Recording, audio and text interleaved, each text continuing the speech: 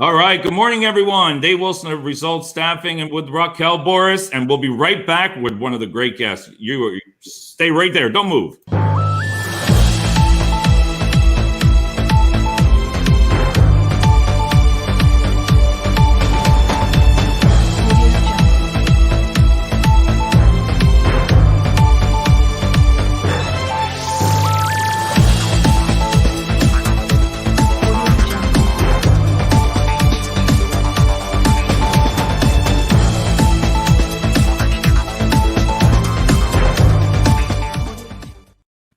Wow. I love that opening, isn't it? That is something. Hey, good morning, everyone. I'll tell you what, today's a great day for myself and Raquel. We have Andre Young with us this morning. And how you doing, Andre? I'm doing fantastic, David and Raquel. Thank you guys for having me. Happy Thursday, or whatever day it is when you're watching this. It's a pleasure to be here. Thank you. No, and I want to start, Andre. I was telling Raquel why you inspire me because of my former bosses is just the way you talk about leadership. And I'm just going to jump right into it because I watched your one video that was so powerful. I even watched it last night with that music, how you talked about protection, leadership and protection. And you talked about influence, impact, decision-making, setting expectations, and protection. And I'm going to let you go with some of that and introduce yourself, but that's my first question.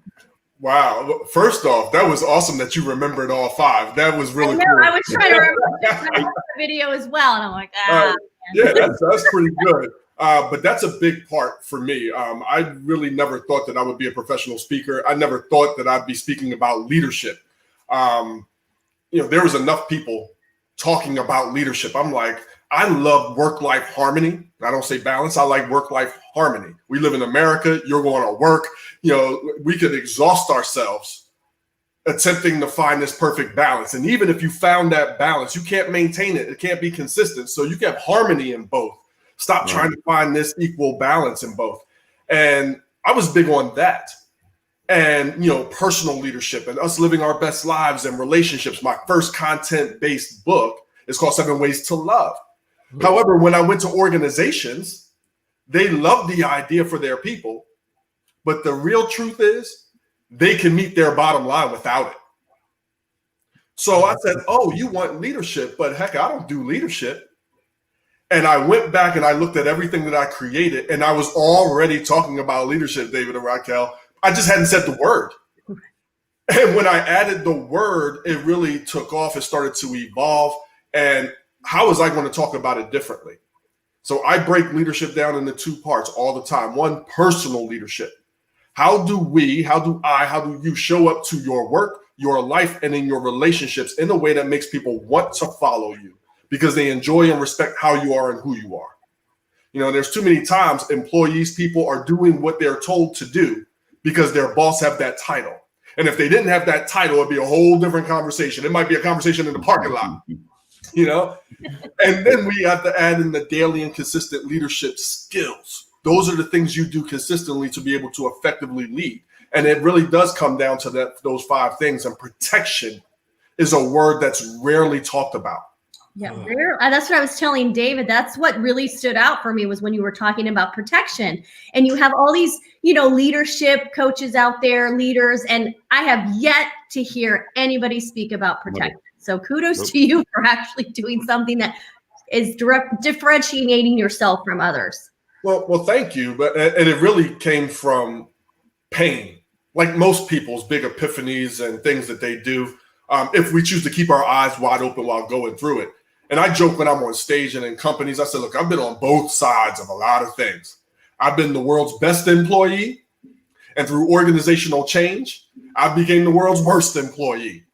I've been a business owner. I've been promoted. I've made the rookie leadership mistakes or manager mistakes before knowing how to lead. And protection was always something that's in there.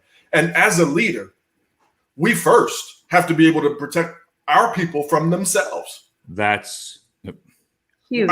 I know my people's and you know your people's bad habits. You know who's late. You know who's late on assignments. You know who's terrible with and rough around the edges of emails. All of these different things. So we have to set up boundaries and rules and standards that protect our organization and our people from themselves. We then got to be able to protect them from us. I know how I am when I'm hangry. That's hungry. That makes you angry. You know? Right. You're talking to the right person there. I get hungry. Oh, I know how I am, or we got to know how we are when we're not in the mood to have this hard conversation right now. Maybe there's something going on at home. We got to be able to protect our people from ourselves and also those inspired and motivated, because we got to protect them from us. As a leader who will say yes to everything you put on their desk and on their plate. Yes. Eventually burning them out, or the opposite, not giving them enough, not knowing what they want and need from working with you and for you. And we don't give them enough, and we bore them out, and either they leave, which is a problem, or they stay and be bitter, and that's a problem. Well, I had one question, and I'm going to let Raquel ask some, is what I liked about the main thing when you said about protection was protection from myself. And what resonated with me is like when I was with the other staffing company was the staff, when I was in a bad mood and I came in the morning, we had the morning meeting and I just cut everybody off. I wasn't even paying attention. I liked how you said protect them from yourself, because if I'm all angry, then they were just like, you could see it in their faces. Right. And that protection goes both ways. Absolutely. Absolutely. I call it a leader's two-way street. And when I was talking about love and relationships, I say loyalty is a two-way street. We have to, as leaders, create an environment that people want to be in and stay. And we need to make sure that we are clear in our vision and our expectations. I call it the leaders three, the vision and vision factors. Then we have to have the expectations and the rules. Okay. So we have to be very clear on that, but also marrying it with what they want and need, And then the other part of the two-way street is our employees, our people. If you are an employee, you're on a team. Make sure that you are being clear in what you understand, what you don't understand, and how you can receive it better so you can then help other people, whether it's your coworkers or your direct report. So it's a two-way street. And when we come in, I love that really impacted you, because I've been that boss. You come in and you're frustrated. And if your word is the only word, then eventually our people stop talking and then we stop growing. Yeah. Now my thing is that, obviously with everything going on, the workplace is evolving because people are working remotely. And so you don't really have your team together. So as a leader, I'm wondering also, there has to be that boundary of saving yourself from yourself or saving your employees from themselves, because there was a large amount of time there where people didn't want to get personal. They felt they shouldn't open up, that if they had an issue, they shouldn't go to their boss about it. And now I feel like it's changing, where now people are more open about what's going on in their home life and how it's affecting their business. So I feel that there's definitely a shift there, but how do you still keep it where it's respectful and there are those boundaries where it doesn't get too enmeshed, if you will? I think that's like the typical thing that's going on right now. Yeah. To your point, to the first point, I love what you mentioned, and the world has gotten more human to human. Yeah. Okay.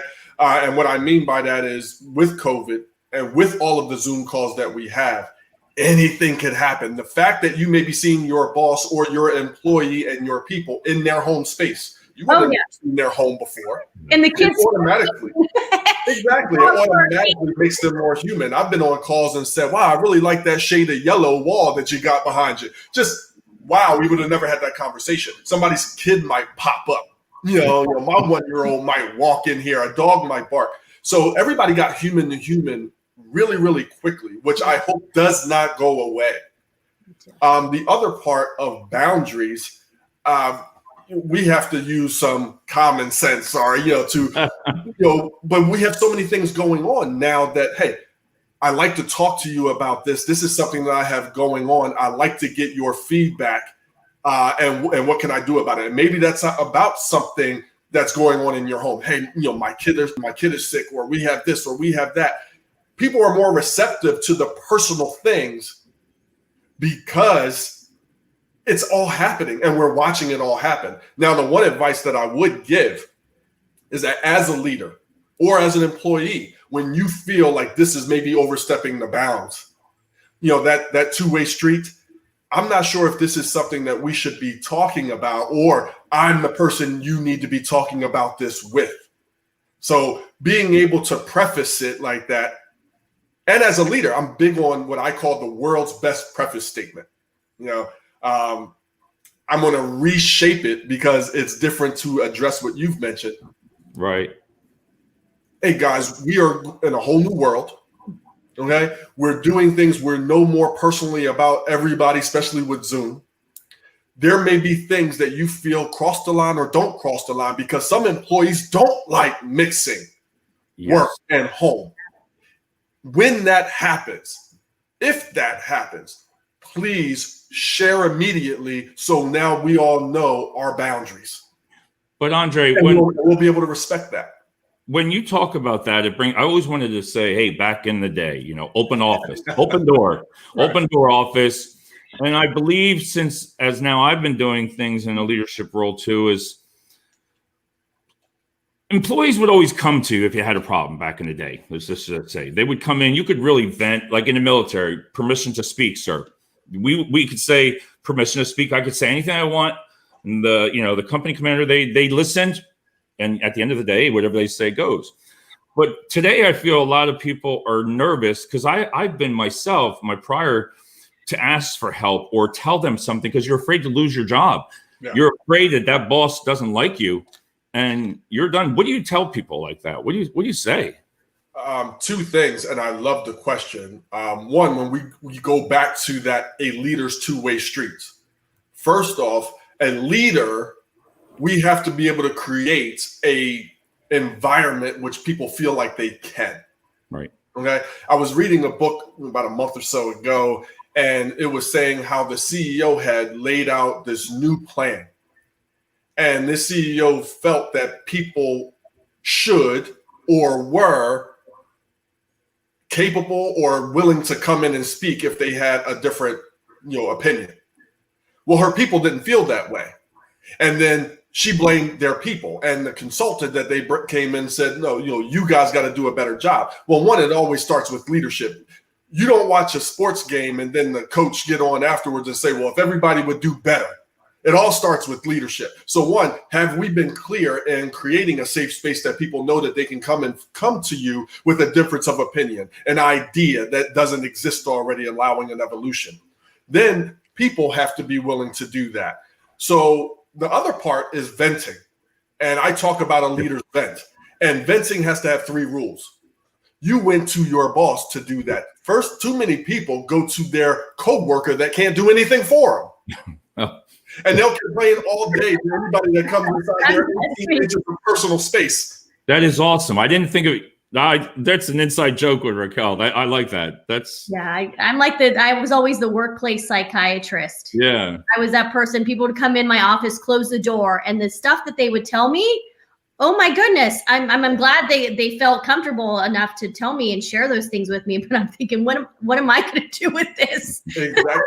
Our venting, because leaders can vent too. Believe me, leaders vent, employees vent, everybody vents. Our venting has to follow 3 rules. One, it has to be time limited. Get it all out, but we can't do it all day to everyone, because personally, what does that do to us? We can't walk around thinking negatively. When we think that, we're going to feel that, then we're going to do that, and then we have the consequences after that. And you add that up by days, weeks, months, decades for some people in a company. What did you think was supposed to happen? So it needs to be time limited. It needs to be people limited. You vent to who can help. And one of my big rules in the Leaders 3 was this. I had 3 big rules. My third one was my biggest. Please accompany your problem with a suggested solution. Yeah, that's my dad always said that to me. Right? If you ever have a problem and you have to have a solution for it. You can't just go, hey, this is the problem, and then expect them to fix it. Be like, come with a solution. Because as a leader, you're not protecting yourself or your time, because you cannot lead if you're Mr. or Mrs. Fix-It all day long. I like that. Also, leaders build other leaders. And when you can get your people having an expectation to bring their problem to you in a safe space, but they have done some work on the back end to think of an idea. Now, one of 3 things is going to happen. We may go with your idea. Great. Release the balloons. Okay. Confetti. Yeah, let the confetti fly. We'll go with your idea. Fantastic. 2, we may collaborate. Thanks, Thursday. Sorry, yeah, they want you to be awesome. Yeah, he's like, can you be boss? Yeah. 2, we may collaborate because there's a bigger picture out there that they may not know or see. And why would they? You're in the top spot. So we may collaborate to fine tune their idea. Number 3, we may not go with it at all, not because this is a bad idea, but as a leader, I'm going to share with you the bigger picture. And then I'm going to challenge you to on your time, in your office, in your space, let your idea now fit the bigger picture. And then we can come back at a scheduled time to talk about it. Because now you're developing leaders.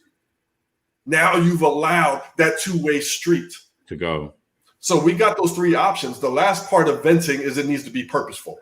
Are you venting because you want to tell a story and you need bobbleheads to tell you how right you are? This is entertaining. This is you're a negative Dick, grumpy Gus, whatever. You got to make it purposeful. So time limited, people limited, and purposeful. We can do those. I'll tell you, I'm done for the day because I'm memorized. Because the stuff that you're saying, it to me, and Raquel knows me, words to me just mean a lot anymore as I get older. I keep saying that as I get older. But it's powerful because when I had employees come to me, say something and give me an idea, it's broken down, something's going on in their life, and you know the answer, but you can't tell them really it's yes or no because your boss is not going to go for it. And it's my job where you say back to the protection that I should be able to go back, not be afraid or myself, because if I don't ask my boss, then there's something wrong. Then I'm to blame too. Well, what happens too, there's different types of managers and leaders. And I explained the 5 types of managers, the 5 types of leaders. And I've been in that position where I was an employee and I was speaking to someone who was a climber. They wanted to climb up. They were a manager, not a leader. And the manager cracks the whip from the back, tells everybody what to do. The climber wants to climb up. And they are so busy protecting their status that they don't want to share an idea they don't think will work, or your idea, not their idea. What it also comes to is I help employees because when I work with organizations, I firmly believe in bookending. So my first cohort of training goes with C-suite and middle management. Then we got to do the employees because you're going to hire from within most of the time anyway. And then you bring someone like me in and say, well, our leaders don't know how to lead. And I say, well, yeah, why would they? They got promoted because they did one thing really well. You sell $1 million worth of product, David, you're now the sales manager. Okay? Yeah, you're right. Yeah. So I teach employees how to share an idea. It's called a leader's idea. So if I went to Raquel and said, hey, Raquel, do you have a second? Hey, I have an idea that I think will help ... I would love to know what you like about it and what you would fine tune. That language is intentional. Yeah. First off, do you have a minute? Because just because you're walking down the aisle doesn't mean you have a minute for me. I like you may that. have 1,000 things going on. You may be going to the meeting. Maybe you just got to go to the bathroom. So 1, do you have the time? Then I have an idea. So why am I talking to you? I want to know what you like about it. Make your leader say something good about it first. Yeah. Because whatever they say is more true to them than you telling them how good it is. So what do you like about it? And then you ask, what would you fine tune? I like that. Fine tune is a power word because it suggests things are good already. They're going to add to the good. No, and that's the thing is words really are important. It's one of my mentors. He's an NLP practitioner, so he's big in neuroscience, and he comes in and does the same thing. But he always talks about how you approach someone, the words that you say, because they could really make it or break it. So I love that you're very intentional with how you want people to speak to others as well. I'm huge on language. I'm also huge on judging someone's second reaction and not their first. Right. Whether this is professionally in our lives or personally in your home life and relationship, we all have to remember because we're leaders. Maybe they're not, okay? So a leader could be anywhere in a company or in your life. As a leader, you understand you've been thinking about this. It's been on your mind. You've prepared how you were going to deliver it and everything.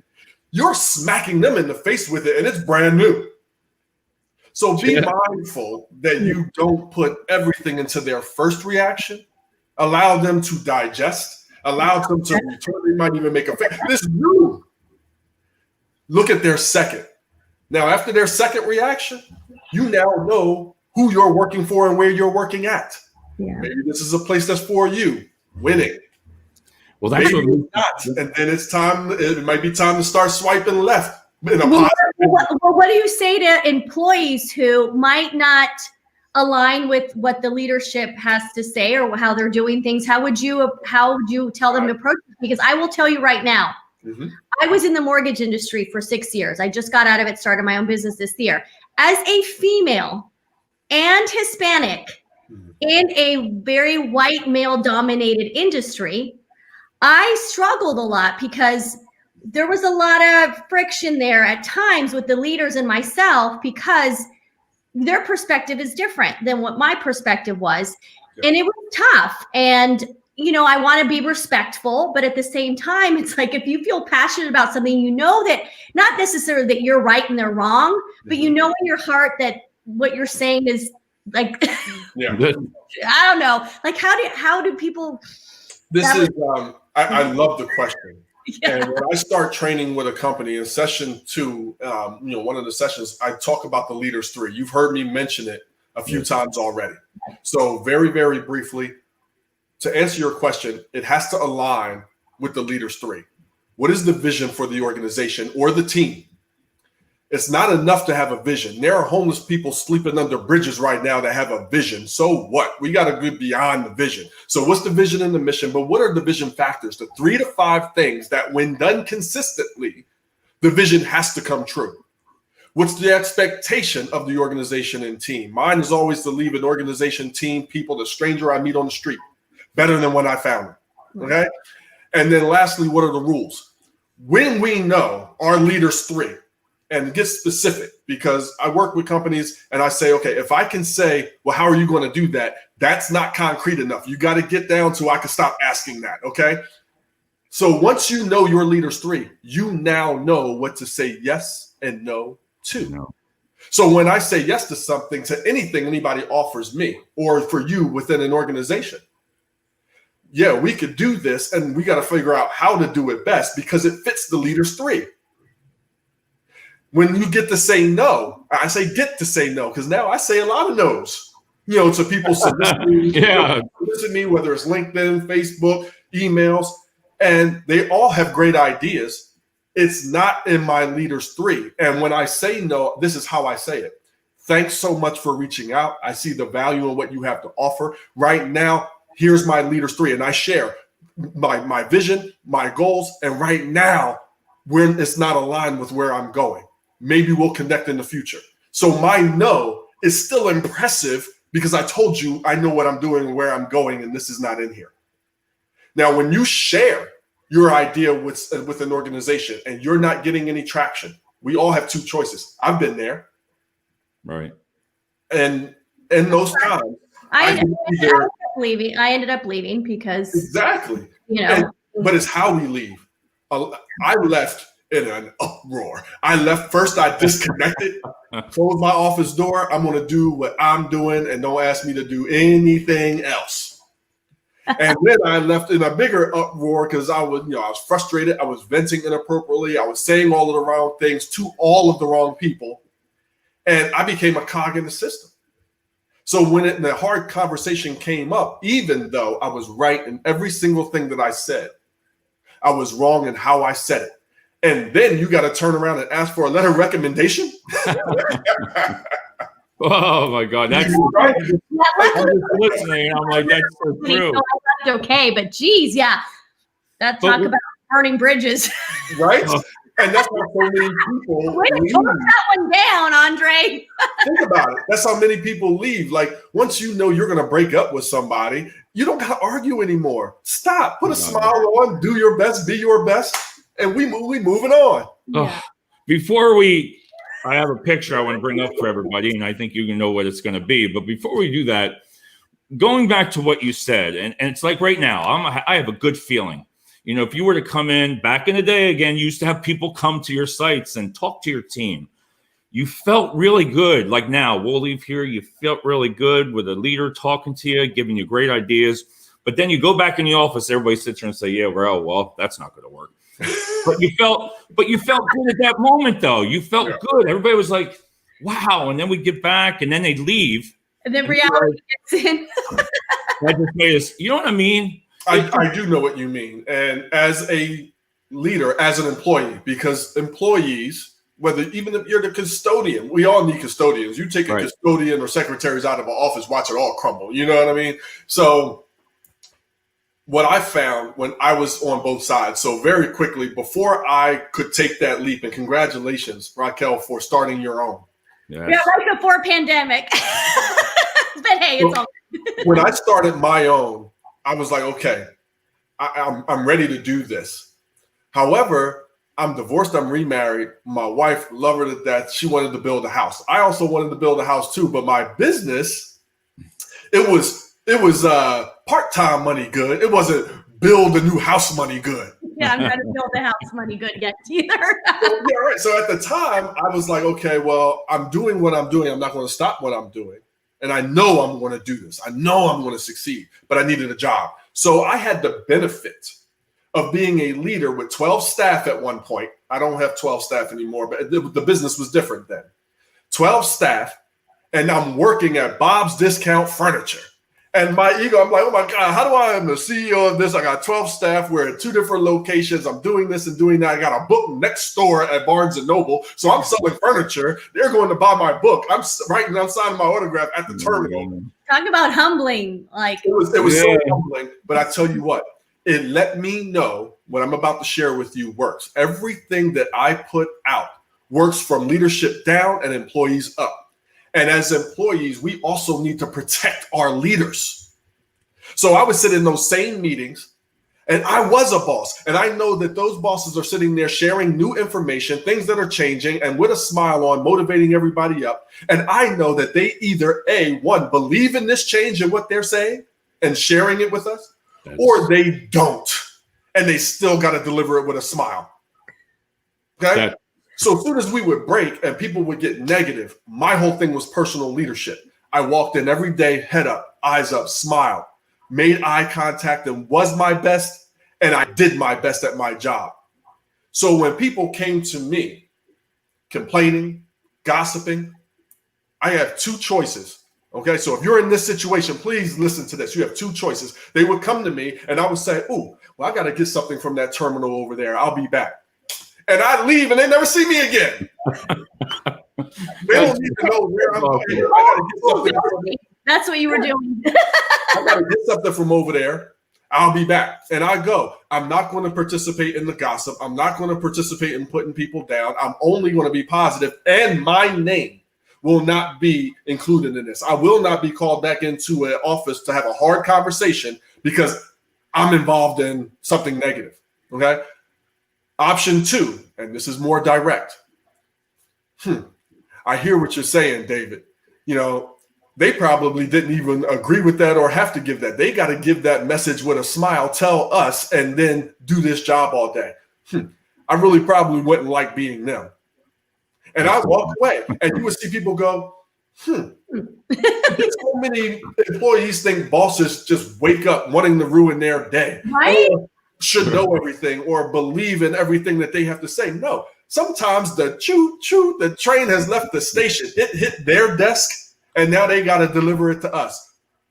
As a employee, why would you know that if you've never been management or a leader? Right. So we got to protect our leaders sometimes. And even with my Leader 7, we talk about leaders speaking their employees' language. By all means, please do that.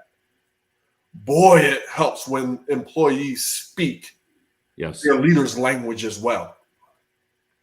I like that. Both cases we have to know. There's a vice president of HR, and she's awesome.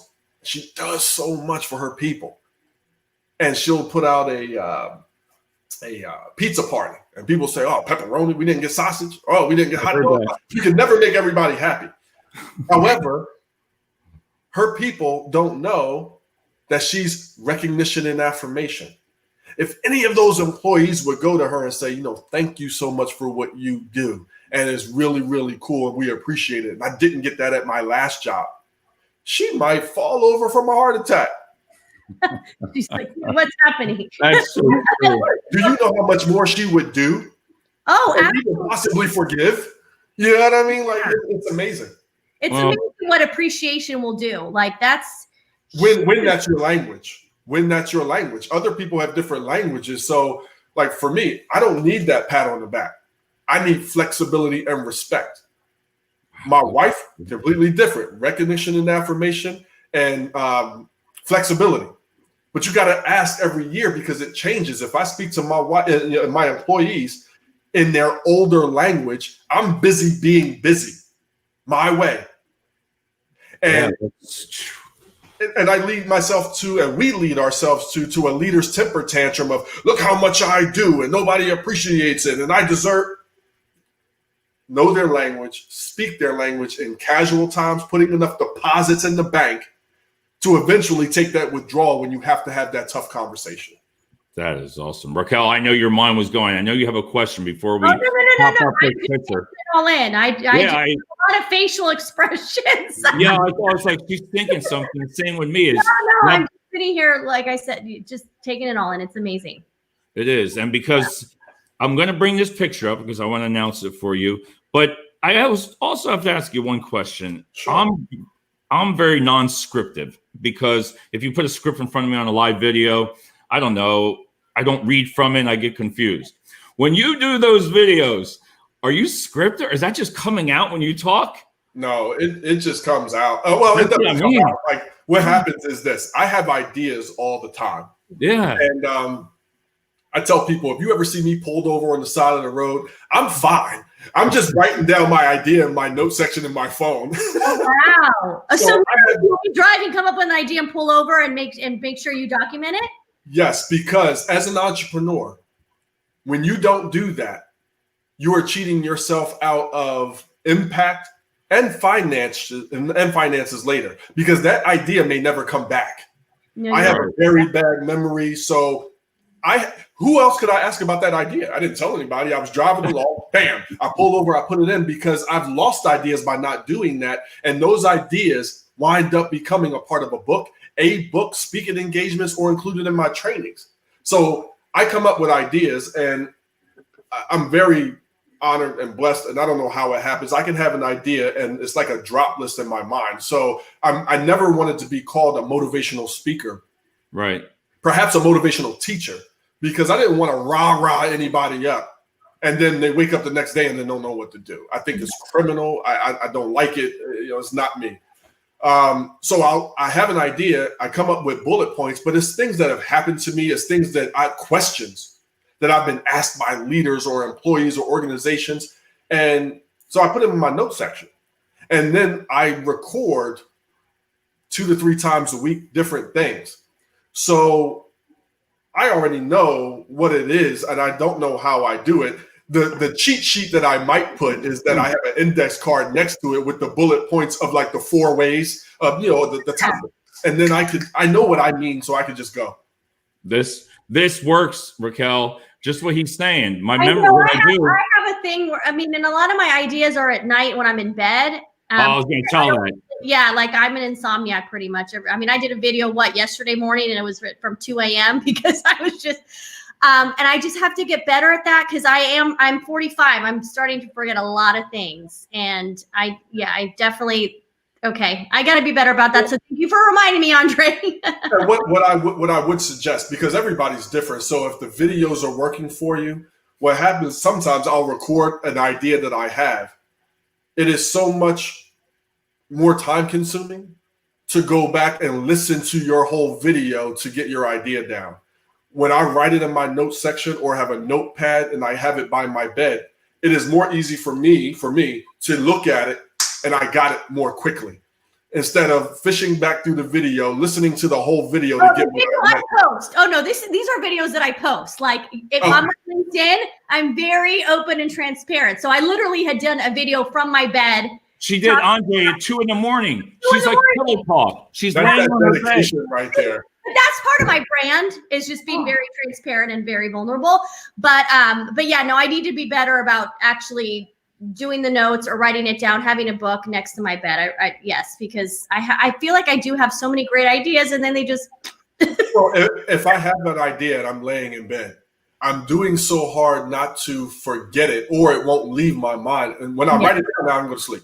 And then I'm always like, oh, I'll remember this idea. And then the next morning I'll wake up and I'll be like, crap, there it went. And look how much it might have cost the world, but also your bank account. Like, I can't tell you like the things that I've added to training sessions and allowing it to evolve. And it's become books. It's become books. So well, on that note, what I want to bring up here is I'm going to bring up a nice picture. Bring up the graphic of his book. I know, right? What I want everybody to know, Andre, I'm going to show this and then we'll wrap it up. I want you to give a couple minutes and just talk about what I'm about ready to show everybody right now. Hey, everybody, listen, check this out. 7 Ways to Lead. I did pre-order at Amazon. It's December, I think December 8th. Was it? Oh, wow. I'll tell you what. My memory's going back. What the heck just happened? How did I remember? Well, anyway, that must mean it's important. But if everybody check this out, 7 Ways to Lead. And Andre, I know you said it's available on ebook, but I want to give you a couple minutes explaining the book. And this is what it's about, because I'm going to be sending you my copy to get a signature. So I don't really get many people that write books. You're the second person. So, but if you want to explain again what it's about, and sure. This is your platform. 7 Ways to Lead. I wanted to write a book that will help evolve leadership and work-life harmony. Like I always want to tie those two together. There's books you could go out for leadership professionally.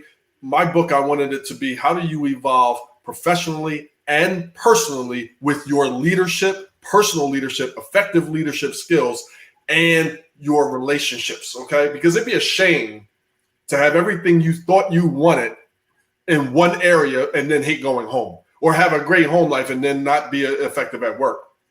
So the ways really start us off with, well, how do we have a leader's confidence? How do we have a leader's gratitude? What are the daily leadership things? What do you do after success? So we go through all of these different phases because leaders go through it. I've sat down with leaders that were insecure in the new position that they might be playing. So how do we up our gratitude? How do we prepare as a leader? How do we get up our confidence? How do we do these daily things? And then the last section of the book, I have to be honest, it's called The Leader 7, which could have been a book all by itself. And when I started writing it, guys, I stopped cold, because as a writer, it does not happen often. But when it does, you're like, holy wow. Like, this is a juggernaut. And I stopped cold and immediately turned it into speaking engagements and trainings, and then went back to finish it. And it's those 7 languages that your people need to hear, want to hear, and benefit most hearing from leadership. And then I teach, how do we speak it in those casual times, but also those tough conversations that you have to have, or you won't be leading for long. Us as leaders, we got to be able to speak all 7.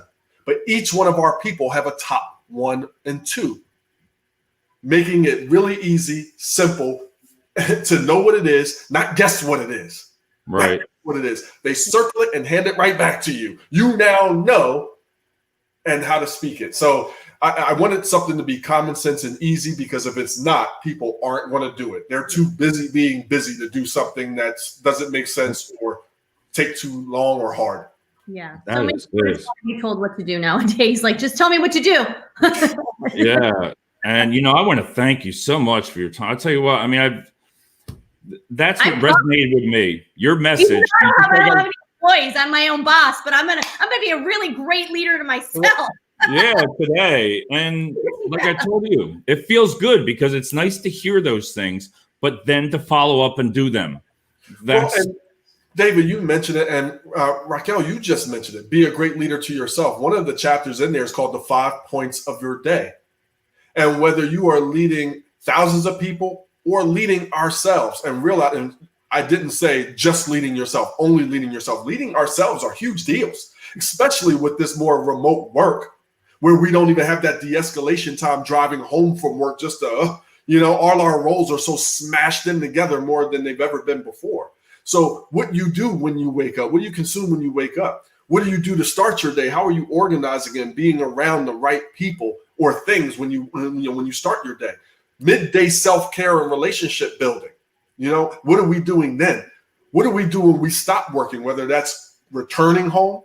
And I tell bosses all the time, you don't want your employees dragging around work TGIFing on a Friday, looking like they'd rather be anywhere else. Unfortunately, most people come home like that. Yeah. What does that do to the second half of your day and relationship over days, years, and decades?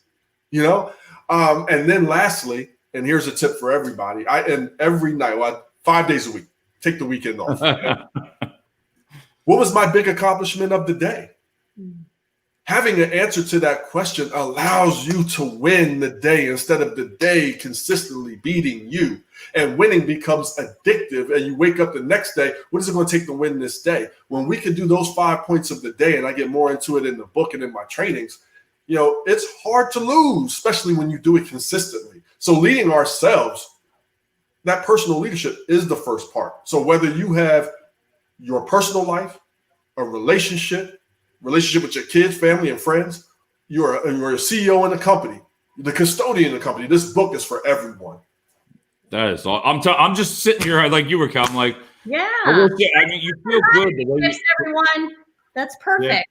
Yeah, the way you say it makes you think. And that's why I saw that. I was like, oh, I got to just ask. Because people say to me, how do you get some of the speakers? And I just, I ask. That's like, don't be intimidated by, just ask. What the worst thing they can say is no, just like you said, Andre, that you say no all the time if it doesn't align with what you're doing, and that's okay. But if you don't ask, you're never going to know. And you'd be surprised. I've reached out to people that I would think that are like at this level, and then when they respond, they're like, hey, you're thinking, well, this is cool. Yeah, because it's just a great thing for our audience to see yourself, to check you out now. And then my boss told me about you, and now look, I know I'm going to be telling her, I told her to watch. I'll see. She didn't come up on there, but she's probably quiet. But I'm going to be saying, hey, I had him on, Andre. And even with Raquel, when I first started seeing Raquel's stuff, I was intimidated to say, hey, start a conversation. Why would she want to talk? Don't let it get to your head, Raquel. Why would she want to do to me? So I would just like her stuff and like it and laugh. I'd show my wife, look at this crazy girl. Look at her. Look at her. When she was in that mortgage thing, I said, damn it, look how many she gets likes and views. And damn it, that's not right. And I'm starting out. But my point is and look, we're co-hosting a LinkedIn Live now. See? Yeah. And now it's just not to be afraid to start that conversation. And I'll tell you what, this has made my day. So again, I appreciate your time and thank you so much. And we're going to share this and I'll send the YouTube link to you also. But again, everybody, just so you know, and it's also, you said you can get this on, I'm not familiar. I always like books, but you can get it everywhere. Anywhere you get books, it seems to be available. So Amazon, Barnes & Noble, Books A Million. You could go to my website. It's called youevolvingnow.com. So YOU evolvingnow.com. So you can scroll down and everything's there. The ebook is available now. Boom. For those more traditional book, holding a book, December 8th, as you mentioned before, is the release date, but you can pre-order it. I'm so excited for it to show up at people's doors. Like I read it. I read a chapter every day. Like it's on my kitchen counter and I walk by and I'm like, yeah. It's always like the test of time. I read my books every now and then. And I'm like, yeah, I still stamp that. So it's stamp it. Proud, We should never. And you're located in Wintersville? Warnersville, PA. It's about an hour outside of Philadelphia. Okay. But I go everywhere. It's been such an honor to be able to, now do more virtual work, different places, but to be able to travel the country to, impact organizations, teams, and things like that. It's just been such a pleasure. And then working one-on-one, I call it one-on-one growth sessions for coaching. It's been great to be able to click a button and impact somebody anywhere. Right. And, you did me today, so set my day off right. So again, Yeah. everybody, I want to appreciate it. Wow, 45-minute show. I didn't even realize 45 minutes. So that's crazy. But Yeah, I finished my coffee. I need to go fill up. Refill. you can see the smile. I like the way again, but I want to tell people, please, after listening to this, I feel great right now, but make sure you go back and follow up with it. Not just feel good moment right now. Although Dave's, I feel great. Look, I'm gonna pat myself on the back, but then I'm going to be angry or I'll not even utilize the skill. And then he's going to call me and vent. Yeah. I can't help you. But I seriously, I wish people would listen and then follow it, because I see it in employees' eyes. They're just saying that all the time. They just say that. You know, you need to follow up. So on that note, or else I'll go on and on and on. But Another 45. yeah, I know, right? So Thank you, Andre. Thank you guys so much for having me. Thurston had to leave, but I'm going to personally thank him on my LinkedIn, because I like when people engage and actually, have insightful things to say and add to the conversation. So thank you to Thurston as well for doing that. But okay, I got to go. All right. On that note, we're going to end it. And I always like to say this, make sure, because with Raquel, you never know when she's live. So let's see.